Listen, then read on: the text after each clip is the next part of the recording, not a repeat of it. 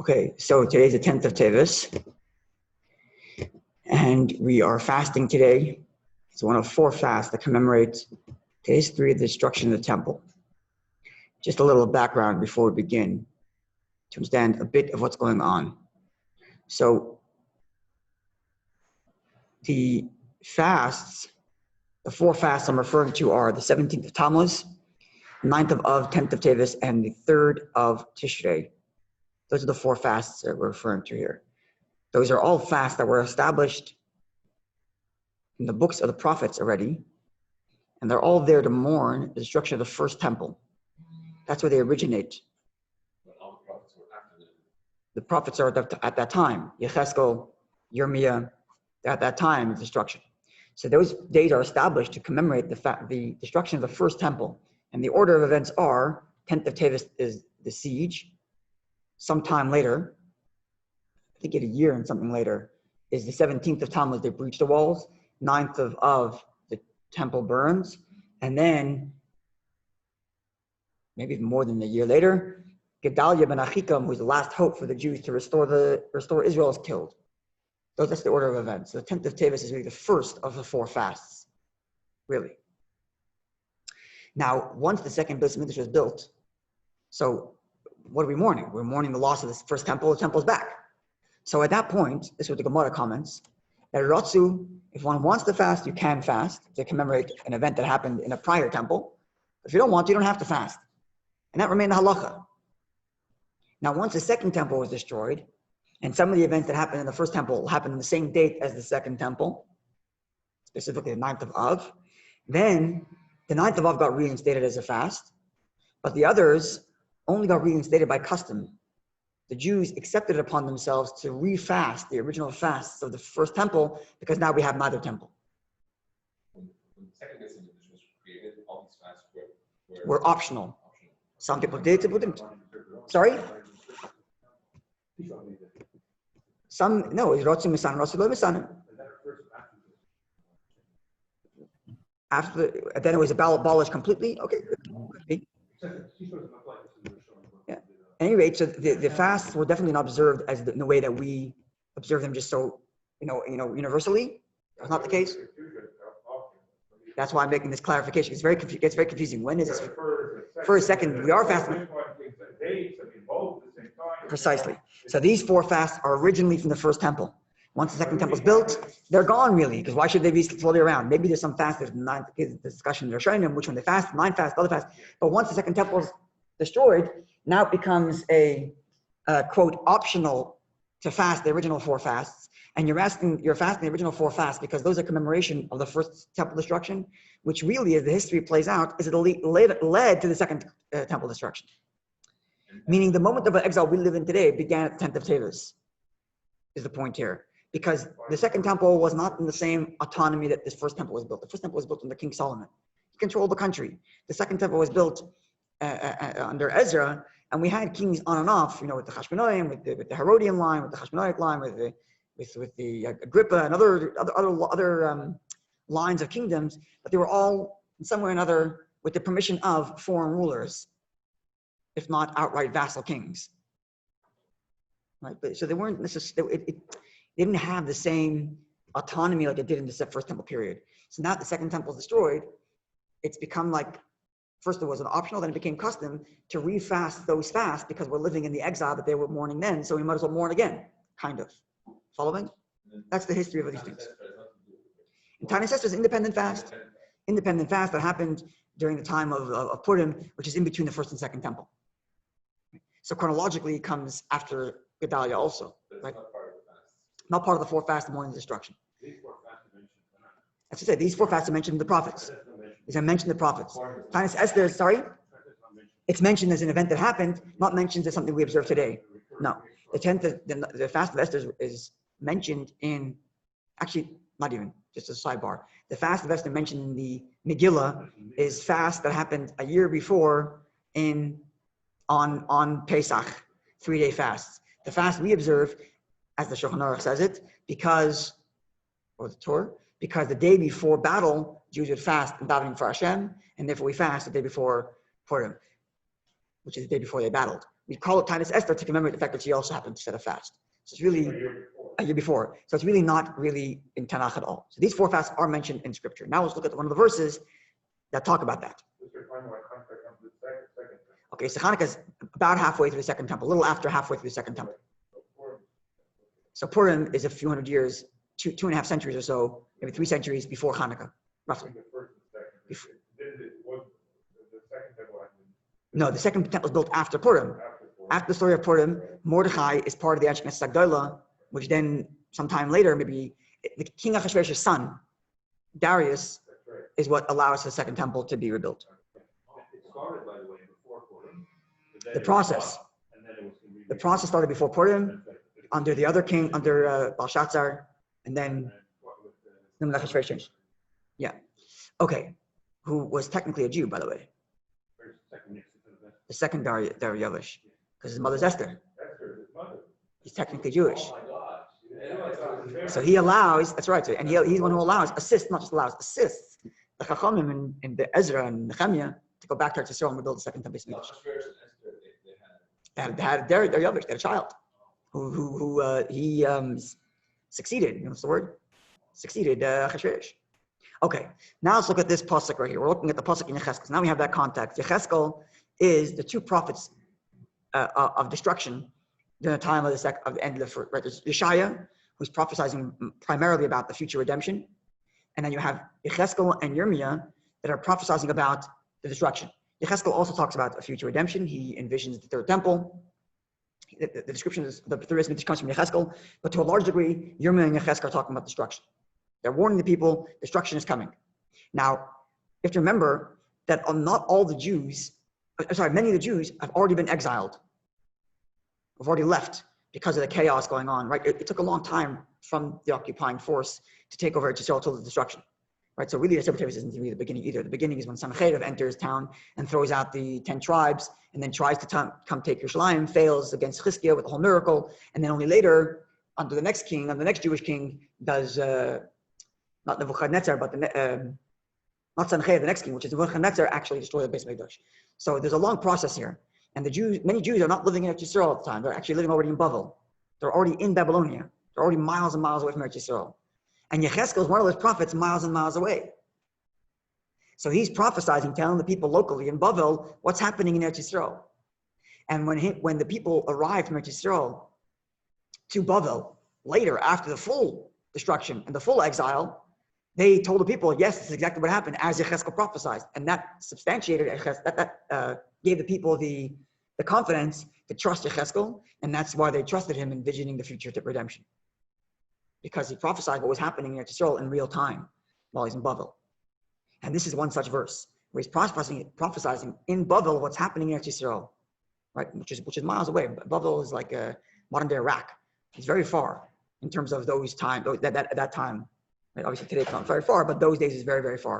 It's probably a few weeks journey. Right? It's outside. They would have been keeping 2 days Yom Tov in Bavel. That's how far it is. Right? It's far enough. Okay.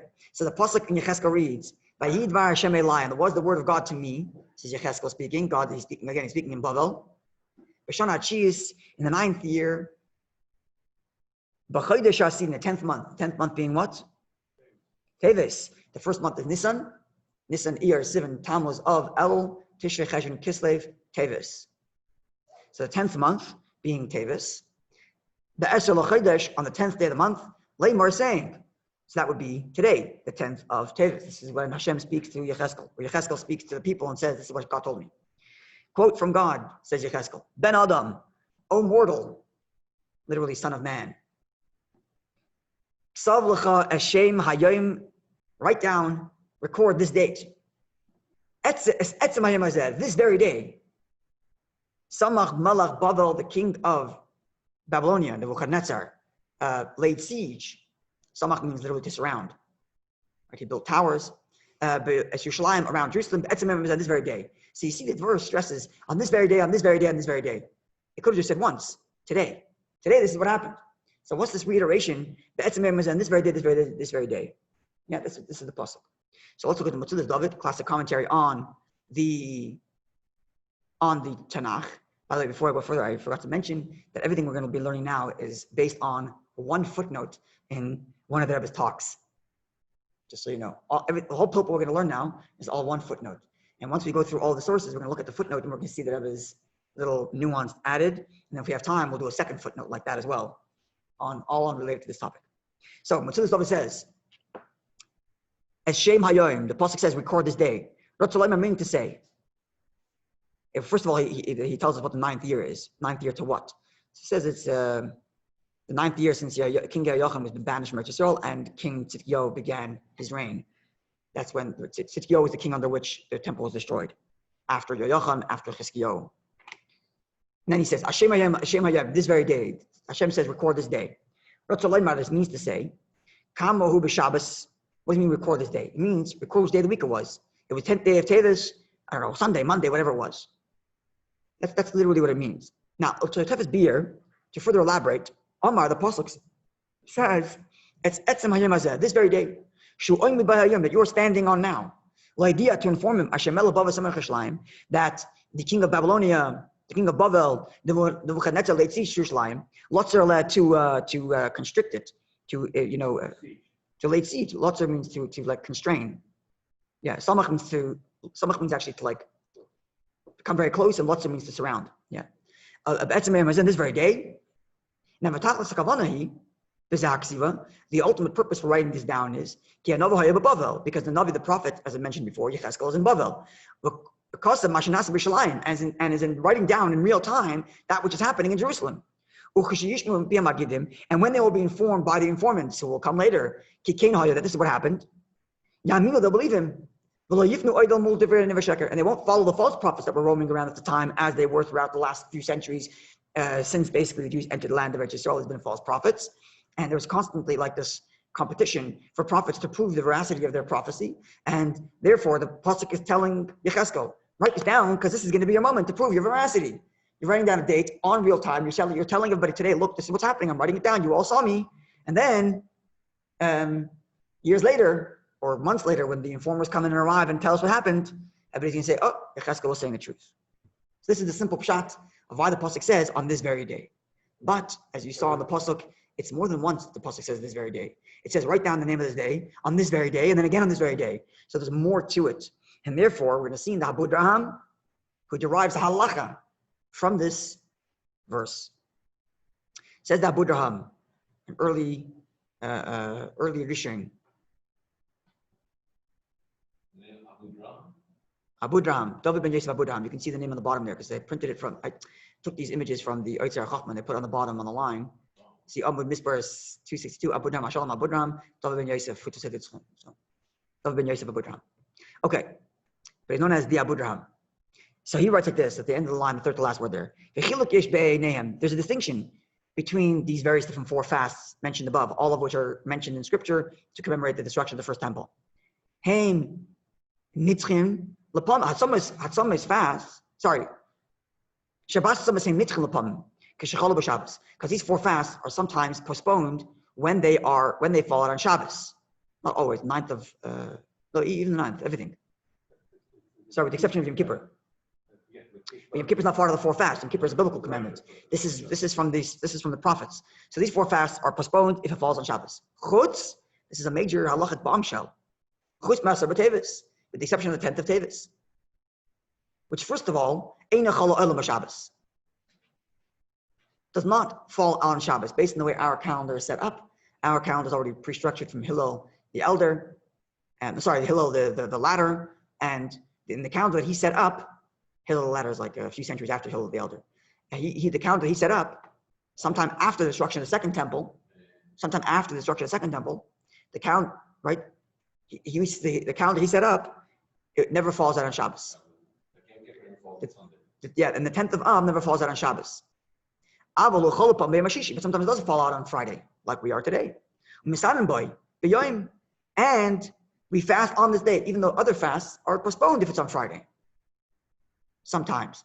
But at this fast, the 10th of Teves is not postponed because of this pasuk on this very day. Because the pasuk says on this very day, if the Buddha says, that's why we fast on Friday. And even if it were to fall on Shabbos, which it could have, right? Because they were fasting for 70 years between Temple 1 and Temple 2. And during those times, there's no fixed calendar. During those times, they're setting the months based on the vision, based on when they had the sighting of the moon. In which case, it's very possible that the 10th of Teves would fall out on Shabbos, and therefore they would have fasted on Shabbos, says the Budram. They would not be capable of pushing it off another day. Because the Pasuk says, we read it earlier, the Etzim Hayom on this very day. Just like the Pasuk on Yom Kippur says, on this very day, which is why we fast on Shabbos also, so too the Pasuk here says, on this very day. And therefore, shout out so much, the other three fasts, never fall out on Friday at all. So we never have the problem. The other three fasts, Tisha B'Av, Shivas Tammuz, and the third of Teves will never fall out on Friday. Third of Tishrim, will never fall out on Friday. Those fasts will never fall out on Friday. Yes, so we solved the problem. But Abu Dhabi is telling you that the 10th of Teves, you fall out on Friday. If Tainus Esther falls out on Friday, we don't fast on Friday. We fast on Thursday. Right? Because it doesn't say on that day, that's why. Because it doesn't have a pasuk A. B, it doesn't say on this very day. In other words, so at this point it would seem, and this is the point we're going to get to soon, that the Abu Dhabi is only a hypothetical halacha. It's a hypothetical halacha. Or it's a halacha that would have been necessary between the first and second temple while it was still... Sorry? Right, so, but then it was only optional to fast. So if it's optional, okay, it's a good point. So let's go through this. Actually, that comment might come up soon. The Gemara says, if you want, you could fast. If you don't want, you don't have to fast. Because the fasts are technically over once the second temple is built. Right? So between the first and second temple, these halachas of the Abu Dhabi would have applied. And that had the other three fasts fall out on Friday or Shabbos, would have postponed out to Thursday or Friday. But the 10th of Teves, because the 10th of Teves says on this very day, we fast on Friday and Shabbos. How long did the second temple last for? 420 years. First for 410, second for 420, and 70 years between the first and second. Right? 70. So those 70 years, 70 years, so odds are, at least one of these years, the 10th of Teves will fall out on Shabbos, and said that Abraham, then they wouldn't have fasted. Now, in terms of what you're saying, that after the second temple was destroyed, until they actually have a fixed calendar, it's quite a few centuries. Now, those few centuries are before the time it's been, or let's just assume it's before the time that the Jews had universally accepted to fast in these four fasts, which today we've all universally accepted, like Ma'ariv, by the way. From the law of the Gemara, the evening service, Ma'ariv, is optional. But because all Jews have accepted it as practice, now it becomes obligatory. But obligatory not on the sense of an obligation, but obligatory to uphold the minhag. Shema is, but not the Amidah. Not the Amidah, which is why we don't have repetition. There's no third carbon, that's correct. It's only to remember the carbon, it's only to remember the imurin. We don't have repetition. There's no chazis. That's correct for that reason, because it's technically optional. So we do it today, we are obligated to do it, not because Ma'ariv itself is obligation, we're obligated to do it because we have to uphold a custom. And the same thing is true with these four fasts. Let's keep, besides for Tisha B'Av, that's a separate story. But the other three fasts, we only keep them because we have an obligation to upkeep a custom, not because they themselves are obligatory. Because once second temple is around, there's no more obligation. And we're post-second temple right now. So, yeah. How does this apply to anything else that we don't do anymore? I mean, Pesach happened once. The Torah says to keep it for eternity. Okay, so that's an answer. What about everything else? Everything the Torah says keep for eternity. Yeah, with the exception of certain commandments that we're told in the desert, we're told to do it then, and that we don't keep forever. Certain commandments related to the Mishkan or whatever, that were only for that time. That's correct. So, but this isn't biblical. These are from the prophets, and the prophets are telling you to mourn the destruction. The destruction's over. We have a temple now, so it's done, right? But in other words, the Torah doesn't say to keep Yom Kippur for some mourning. It's a day of atonement forever and ever. We're always atoning. Period. Finished. Right? But these are commemoration for events that are no longer, they're obsolete for the times of the second Beis Hamikdash standing. Now the second Beis Hamikdash is gone, so we're still suffering from the exile that they suffered before the second Beis Hamikdash. So the sages say, look, we can't oblige you to do it because it was already rescinded, but if you want to, you can. And then as Jews have accepted it as a custom, now we're obliged to uphold the custom. Right? So now because it's a question of obliged to uphold the custom, it's not for sure. Okay, let's put this aside for a second. Let's put this aside for a second. Okay, we'll get back to this about whether or not, considering that it's only optional, would you still violate Shabbos and fast for an optional fast? Right? Now, Abu Dhabi is saying that a Teves has to be done on Shabbos. That would make sense historically between the first and second temple when there was an actual obligation. The verse says on this very day, so keep the fast if the moon sighting was such that it made the 10th of Teves fall out on Shabbos. Now it's not applicable because it never falls out on Shabbos, but it does fall on Friday, and we do on Friday because of this very day. So it seems that even today when it's optional, we still keep this verse this very day because we fast on Friday. We don't fast on Thursday like we would like we would the fast of Esther. Is there a violation? Sorry? Is there a regular violation? Yes. So ordinarily, you're not supposed to come to Shabbos when you begin your Shabbos meal. You're not supposed to be either starving and you're not supposed to be over full. That's the yes. But you on a regular Friday afternoon, the halacha is you cannot come to Shabbos starving, and you should not come to Shabbos over full. You have to come with a good appetite for the meal, not starving and not. But tonight we're going to become hungry, right? We haven't eaten all day, so we're violating that halacha, in theory. Okay, but all because on this very day. But so we see from here that the Abu Dhabi's opinion is that the 10th of Teves would have been a fast on Shabbos, hypothetically. Now let's see Rashi. This is a Rashi in Gemara Megillah. And Rashi is mentioning an unrelated subject, and he decides to bring up Asar B'Teves, which is interesting in and of itself. If we're learning the Gemara in Megillah, I would ask why Rashi is raising this. He could have avoided this. He could have avoided the controversy, but he decides to get into it. And he says like this.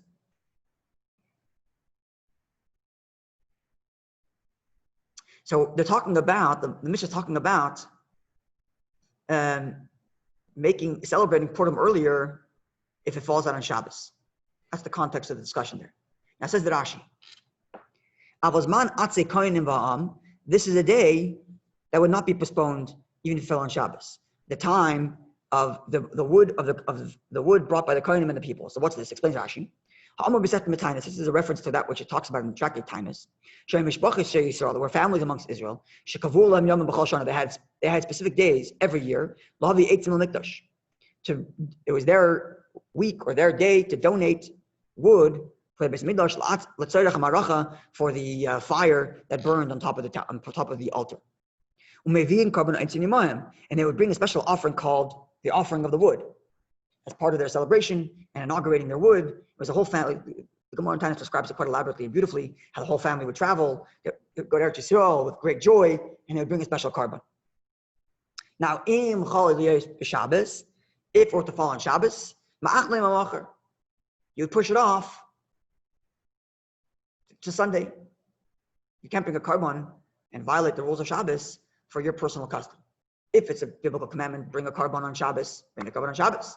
But for your personal celebration, we're going to violate Shabbos and bring the carbon in the Beis Mikdash.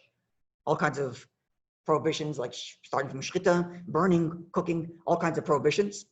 So we're going to wait till after Shabbos. This is what the Gemara is telling us, and Rashi is explaining for us. But then Rashi adds, same thing is true of the 9th day if we're to fall on Shabbos. We push it off to Sunday. The same thing is true of the 17th of Tammuz. And Asar B'Teves.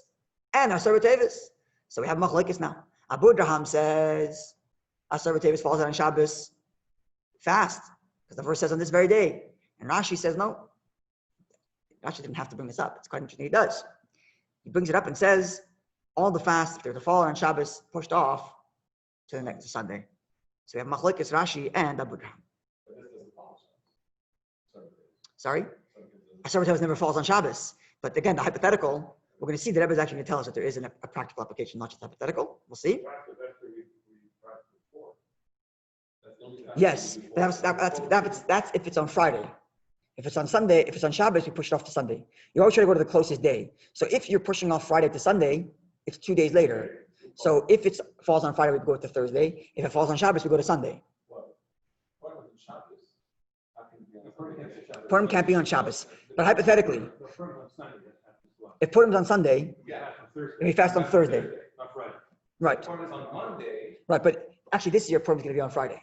Another unusual date on this year's calendar, the fact that Asar B'Teves is on Friday. This year, B'chlal, usually there's number codes for each year.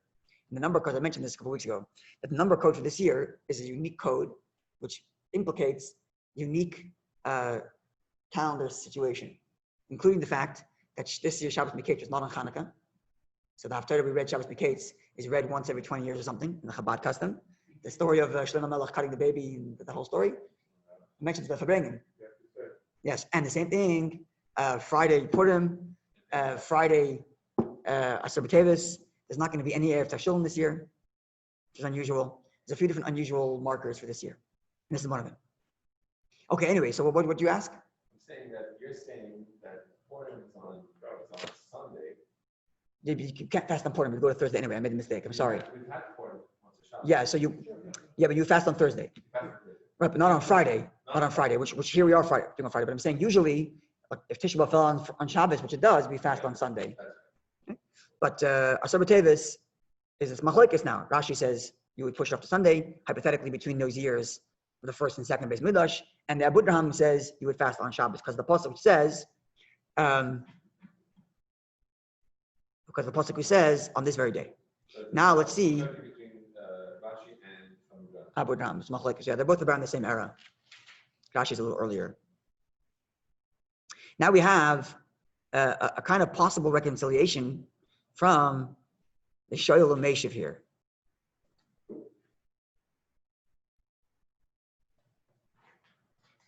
So, Acha Iker, but the primary is, says the Shoyal Meshiv. I'm not sure who he is. You know who he is? Rabbi Yosef Shaul ben Aryeh Libush. Not Nizan. You know what this is? I don't know what this is. Acha Iker nearly, but the primary seems to me, that based on that which the Gemara says in Rosh Hashanah, Daf Chai on page 18.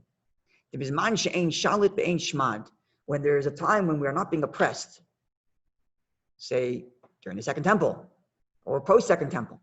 If people want, this is what I mentioned before, the optional issue. If people want, they can fast these 4 fasts. If they don't want, they don't have to fast. Therefore, Mishnah, Tammuz v'Teves. That's why the Mishnah doesn't mention the fast of Tammuz and the fast of Teves. Sorry? Yeah, to establish what day the calendar is, because you don't have to fast. Yeah. Sorry? Yeah, it's not so important to know what day it is if you don't have to send messages to know when the Rosh Chodesh was. Now, now, based on this is the main point here. Based on this, B'yamei Rabbi, during the times of the Mishnah, the Tikkun Mishnah, when Rabbi wrote the Mishnah, then during that period, which is after the Second Temple, but before Hillel the Latter established a calendar, right? And the Jewish people are not obligated to fast. It was dependent on the option. A person could choose or choose not to. If so, it's true indeed that when we are actually mourning the first temple, it was this very day. But later, once the second temple is destroyed, the kivan the Asbarat Italia, because post second temple it's only optional. If so, therefore you cannot then apply this very day and make you violate Shabbos for an optional fast. And therefore the whole Abudraham's opinion is only about the hypothetical of what would have been between the first and second temple. Whereas Rashi is speaking to us now post second temple, when Mishnah is written. So if Rashi is commenting in Mishnah era, in post second temple, that's why Rashi says push it off to Sunday, because it's anyways optional. So this is a kind of reconciliation in that the Abudraham and the Rashi are not arguing. The Abudraham is talking about at a time when you were obligated to fast between the first and second temple, whereas Rashi is commenting in the Mishnah when it was optional. And when it's optional, push it off to Sunday. It's optional anyway. So therefore, no dispute, reconciliation. Let's see how he says it. And therefore, because it's only optional, therefore you're capable of pushing off to Sunday. Because you can't say Shabbos takes precedent over the fact that had I decided not to fast, I could have skipped it. And now that Shabbos is here, Shabbos is not a good enough reason to skip it. My own desire not to fast would be good enough to skip it. Shabbos is not a good enough reason. Obviously, Shabbos is. So if they wanted to, they could have just skipped it. Therefore, and that's why it makes sense that they would have pushed it off to after Shabbos during the times of the Mishnah. It's post Second Temple. The Sham Mighty, and they're talking about Bisman She'em Shmad, where there's no oppression. Hilchach like Makat Tana Rak Tisha B'Av Bavad, which is why the Mishnah only mentions Tisha B'Av as a date that's necessary to know when it is, because that's a date that's obliged to observe even after the second temple, because 9th of Av was the same date of the destruction. Because of Rashi, and as Rashi some there says, this is the Rashi we read, Aval Idna, but nowadays the Kibbutz called Tanisim.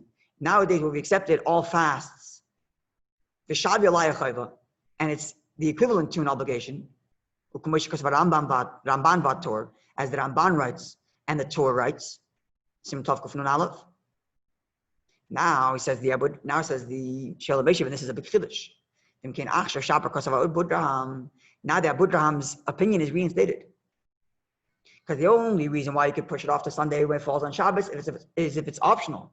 So when the Jews were between the first and second temple, it wasn't optional; it was obligatory. They would have to fast on Shabbos. Now he says the Shalom Beshiv, considering that we have reinstated it as obligatory, so Shaper Kasav Abudraham, that Abudraham's opinion is correct. If hypothetically the 10th of Teves would fall on Shabbos, or as Rabbi Gipple notes, between the writing of the Mishnah. No, I'm sorry, not necessarily, because when was it accepted? It could be only accepted after the calendar was set. So we don't know. We don't know. Post Second Temple, we don't know which point in history they decided to accept these 4 fasts as obligatory. We don't know. There's one case with one. Sorry? Okay, let's push that for a side more. Let's just say Jews are not being oppressed. Jews are not being oppressed. It's not an oppressive time, because if the Jews are oppressed, then they have to fast. If it's not oppressive time, Jews are living in freedom. It's post Second Temple, and it's prior to the time of the set calendar, and it's prior to the time when the Jews accepted upon themselves to fast these 4 fasts. Then, under those circumstances, Od Halacha B, in Shalom Mesh's opinion, push it off to Sunday. That's optional. It's hypothetically could fall on Shabbos because there's no fixed calendar, and there's no obligation, so push it off to Sunday. But nowadays, when we did accept it as a fast, hypothetically, had the calendar been such that 10th of Teves fall on Shabbos, we would fast on Shabbos. That's mamish hypothetical.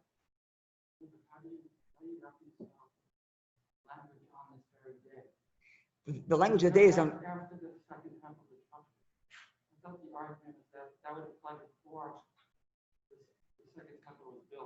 Right, because the verse is not in Scripture. It's not in the Torah, making it a open-ended obligation for all eternity. It's in the words of the prophets. And the words of the prophets are always circumstantial to the time of which they are speaking. Always, all the prophets like that. They instruct things all the time, that are important to the circumstances. Obviously, lessons are derived for the rest of life, but the halachas, not all of them. There are some halachas we have from the prophets that endure, related to Shabbos and other things. But this halacha, the fasting, was specifically by the prophet set up only until such time that the temple was rebuilt. And the temple was rebuilt. So the fact that it said this very day is a piece of history.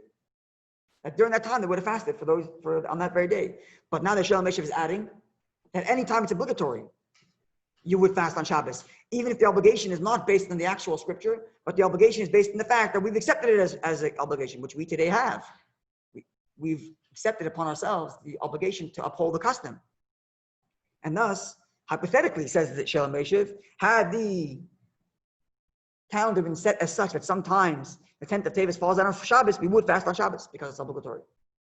And when Rashi says he pushed off to Sunday, he's speaking specifically during the time of the Mishnah when it was optional. Clear? Okay. Now let's see. Rambam. Now, Rambam is about the same time as Rambam. Right? No. Rambam and Ramban not related.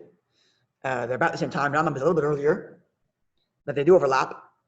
And I don't think they ever met. But they're the same time. Now, Rambam writes like this. Aval, you can see it in the bottom of page, what is it?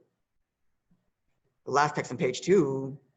Aval, but echad ma'arbei me'atzomes, any of the 4 fasts. 10th of Av, 10th of Teves, 17th of Tammuz, 9th of Av, 3rd of Tishrei. Shechol leis b'Shabbos, which falls out on Shabbos. Doichenoi soy la'achar Shabbos, it's pushed off to Shabbos. doesn't qualify whether you're obligatory, not obligatory, temple times, not temple times, post Mishnah, before Mishnah. Rambam covers all halachas that exist always, ever. And he makes no unqualified statement. Falls out on the 10th of Shabbos, postponed. So clearly, the reconciliation that the Shalom Mesha brings between Rashi and the Abu Draham does not work for Rambam. So we're still stuck with the machlekes. If it's not between Abu Draham and Rashi, it's between Rambam and Abu Draham. How does Rambam justify all this? He doesn't. The fact that the verse says on this very day as a halachic implication is a chiddush of Abu Draham. He can just tell you, like the Metzudas David said, the verse is saying, write down this very day because you want to prove the veracity of your prophecy. Nothing to do with halacha. The Abu Draham makes this chiddush that there's a halacha out of this. Rambam doesn't have to accept it. So even if we're going to take the reconciliation between Rashi and Abu Draham to say that Rashi is specifically talking about during the time of the Mishnah when it was optional, and because it was optional, therefore you're allowed to push it off, and that's why I'm not arguing with Abu Draham, that does not work for Rambam. Because Rambam is speaking for all time. And he says, always push it off to Sunday. So clear machlekes, Rambam and Abu Draham. He said push it out based on what? Why do you go to Thursday then? Sorry? Why do you do Thursday for pushing instead of pushing off to the Esther. Because the next day is Purim. Can't fast on Purim. You can't celebrate fast and Esther after one. Right. Or Okay. Now, The reason you don't have that more is you don't fast earlier because demons, demons, you don't fast day is sparing. you're actually hoping that you're hoping the calamity is never going to happen. So you push it off to later. Right. You're hoping that the fast doesn't need a fast because Mashiach comes. So you push it off to later rather than earlier. Okay. So let's see now. All of this, as I mentioned, is based on a footnote from the Rebbe's. Now let's see the actual footnote and see the Rebbe's comment on this whole pilpul, this whole discussion. The Rambam generally makes it usually use the source for Talmud or from. Yeah, he wouldn't source himself in Abu Dhabi. You're right. If the Gemara would have made that extrapolation, the verse Etzem Yemazem means, then maybe. But the Abu Draham doesn't have to accept it. And I'm not even sure that the Abu Draham lived before the Rambam anyway. I think the Abu Draham comes later anyway. So it's possible that Rambam never even heard the argument. But either way, even if he did hear it, he doesn't have to accept it. Yeah. So clearly we have machlekes, Rambam and Abu Draham. A hypothetical, what would have the Jews done? Had there been a Teves on Shabbos? Or what would have the Jews done between the first and second temple period when it could have been, when I'm sure at some point, one of the years it would have fell on Shabbos? What would they have done? Abu Draham said they would have fasted. Rambam said they would have waited till Sunday. Now let's see the Rebbe's footnote here, which is where I got all this information. Says there like this. First, he tells us, look up the Abu Draham and Laws of Tainus. This is what we read. The Torah Rechaim Sim Tovkuf Nun. It's quoted in the Beis Yosef and he gives a citation. Now, even though the Beis Yosef writes about the opinion of the Abu Draham, I don't know where he picked this up from. Where did he get this drash? That Etzem Yemazeh, where did he get this idea that the verse which says on this very day is giving you a halachic implication? So the Beis Yosef himself, when he quotes the Abu Draham, says, I'm not sure where he got this idea from. But, says the Rebbe, he doesn't explicitly say, and therefore I disagree. He quotes the Abu Draham, says, I don't know where he got it from, but he doesn't then go on and say, I'm rejecting it, therefore. Now, even though Rashi, even though Rashi, which we read earlier from the Gemara Megillah, which the Beis Yosef also quotes, says, Rashi says, we do postpone the fast to Sunday. We read that earlier. Rashi, in his commentary in the Mishnah, by contrast to what he would write in his responsa, Kaposhit, it's obvious, Parshan is a commentator, the light Paisik, and not giving you halachic rulings. That's the first thing the Rebbe says. Just because Rashi says in a commentary in the Mishnah that you would push off the fast to Sunday, it doesn't mean it's halachic. Because Rashi, when he's commenting on the Gemara, is there to help you understand the Gemara. Not there to inform you halacha. He has other books that inform you halacha. The Mazar Vitri, or his books of Chuvas, his books of Responsa. But this is a commentary in the Mishnah, don't derive any halacha. So there's no reason, just because of Rashi, to reject the Abu Draham. And then recites to Yad Malachi, which is a book that gives you like the rules of interpretation for these various different svarim. After the parentheses. Now, when you find a halachic decider that disagrees with Rashi in his commentary, as Lin Kavaseh, you would follow the halachic decider. So if it was only a question of Rashi in his commentary on the Gemara and Abu Draham, we go with Abu Draham. And Abu Draham Poisakul, the Abu Draham is actually halachic commentaries, the laws of fasting. They're not parallel. They're not parallel positions. Exactly. Rashi is coming to inform you how to read the Gemara, not how to practice. And Abu Draham is telling you how to practice. So if all we were left with was Abu Draham and Rashi, we're going to see in a moment the Rambam, which we quoted. But if all we were left with was Rashi and Abu Draham, we would reject Rashi, not reject Rashi in the sense that we reject him. We would accept him as a commentary on the Gemara, but halachically we would take the Abu Draham's opinion. Because Abu Draham is a halachic decider. It's a poisik. Now, but nonetheless, it still remains questionable whether or not you'd actually fast on Shabbos. That a broader request of a Rambam, because the Rambam writes explicitly, the citation which we read earlier, and the Beis Yosef quotes it, which means he's quoting his halacha. Any of the four fasts, Shabbos falls on Shabbos, it's pushed after Shabbos. The EF Shaloimar. Now, if they push after Shabbos, which means Abu Draham is clearly disagreeing, Rambam is clearly disagreeing with Abu Draham, and if the Rebbe says it's not exactly certain that they would have fasted on Shabbos. Not 100%. Now, the EF Shaloimar, don't say, says the Rebbe, the Arba Lav Dafka, that when the Rambam writes 4 fasts that fall on Shabbos push off, he means 3 out of the 4. Don't say that, as if like, he's using a generic term, 4, but he doesn't actually mean all 4. Don't say that, says the Rebbe. The in din echad mehem who hepich machkas b'sur psak din, especially if one of them would be the exact opposite of that halacha. He can tell you those 4 fasts that fall on Shabbos, push them off. But I only meant one of them, only 3 of them. If he doesn't say so, it's not what he meant. Okay. So this is kind of the Rebbe putting together all these pieces. But now let's look at another comment and another footnote from the Rebbe. Okay, and then we're gonna skip a page and go to the end. Because you want to get to the end of what? Sorry? Sorry, say it again? They were saying he did mean all 4. Don't suggest they didn't mean all 4. Yeah, because it's sometimes you give a generic term, but over here, one of the laws would be opposite of the thing he just said. So he would be precise if the law was the opposite. Right? Okay. Now, there's a Magen of Rome which actually says that it means not literally. But the context is a bit different. Rambam writes, when all 4 fasts fall on Shabbos, push it off to Sunday. And the Rebbe says he means all 4, literally all 4, and therefore he must be disputing the Abu Draham. Now the Magen Avraham, which is commenting on the Shulchan Aruch, the Shulchan Aruch says that any of the 4 fasts that fall on Shabbos, push it to Sunday. Comments the Magen Avraham, called Dalet Somois, all 4 fasts, lav dafka. He doesn't mean actually all 4. He means only 3 out of the 4. Why? Magen Avraham. Magen Avraham comes many centuries later. He's commenting on the Shulchan Aruch, which itself was written many centuries after the Gemara, after the Rambam, right? But the Shulchan Aruch says the same thing. Any of the 4 fasts that fall on Shabbos, push to Sunday, right? But the Magen Avraham says, lav dafka. He doesn't mean literally, all 4. Why? Not because halachically speaking, one isn't pushed off, but because the la'olam ein Teves b'Shabbos. Because 10th Teves is never on Shabbos. So when he said 4, when the Shulchan Aruch, not the Rambam, when the Shulchan Aruch said 4, it didn't mean all 4, because one of the 4 is never on Shabbos anyway. So we see, we're kind of getting an opening to this idea that maybe 4 fasts don't mean all 4 fasts. And maybe the same thing with the Rambam.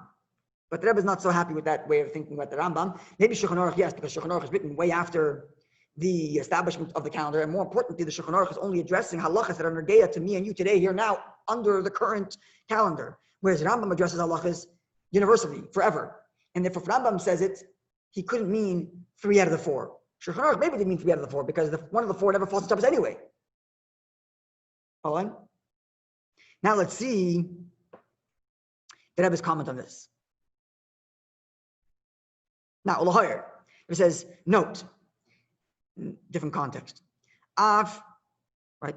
These are 2 different volumes of Likutei Sichos. Before we were quoting volume 20 in the Rebbe's talks, and now we're quoting volume 15.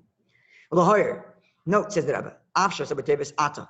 Even though the 10th of Teves nowadays Einach Halal Shabbos never falls on Shabbos, Kiba Abu Draham Sham, as the Abu Draham indeed notes when he says that the 10th of Teves would push off Shabbos. He acknowledges that it's a hypothetical, and he acknowledges that it's only a question of history when the between the first and second temple.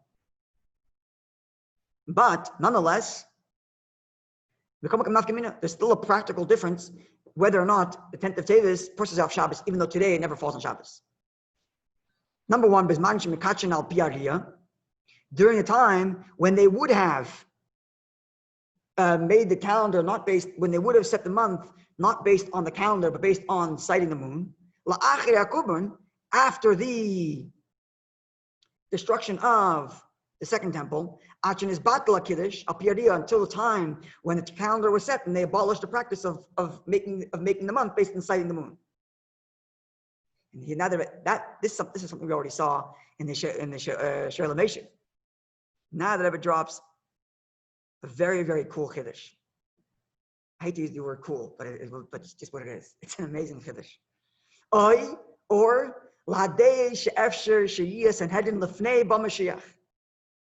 Rambam writes elsewhere, Rebbe puts the citation in the parentheses here, that there's an opinion that the Sanhedrin will be established before Mashiach actually comes.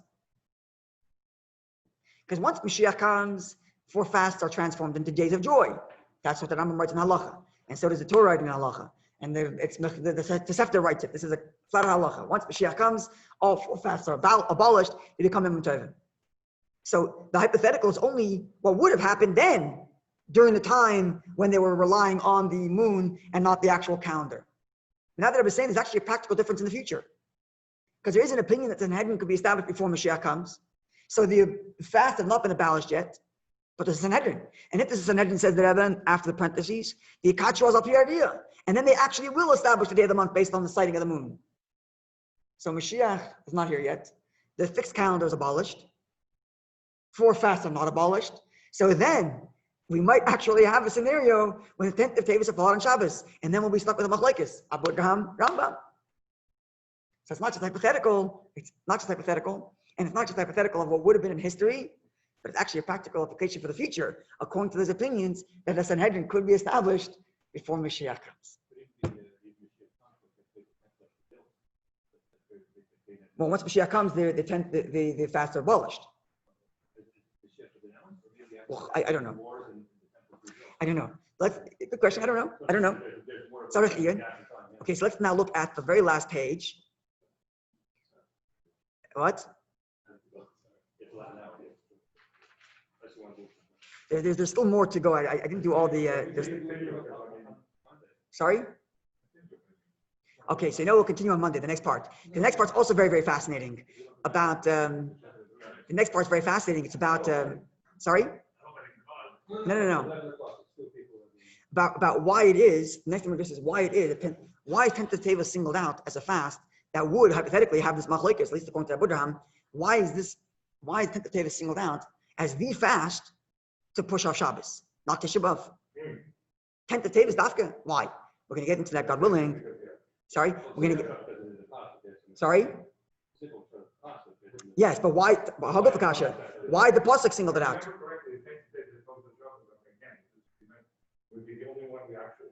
According to Abu Abraham, okay, Yom Kippur is a separate story. It's a mitzvah from the Torah. This is the 4 fasts commemorating destruction.